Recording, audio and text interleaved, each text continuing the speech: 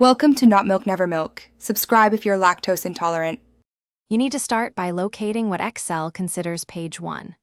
Open View and choose Page Break Preview so you see blue lines that mark pages.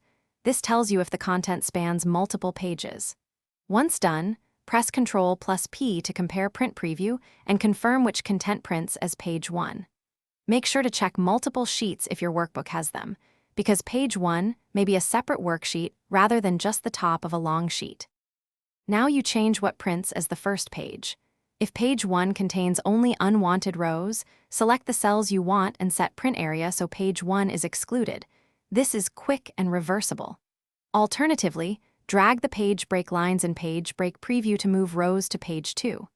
If layout causes automatic pages, open Page Setup and use scaling or fit to force content onto different pages.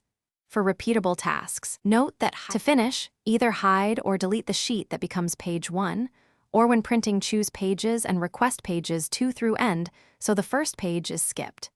If you need automation, use a small VBA macro to set the print range or print from page 2 onward. This avoids manual steps.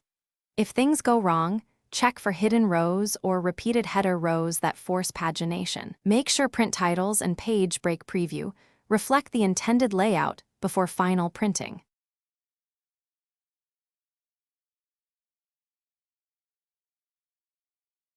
Thanks for watching. If this was helpful, leave a like and consider subscribing. See you next time.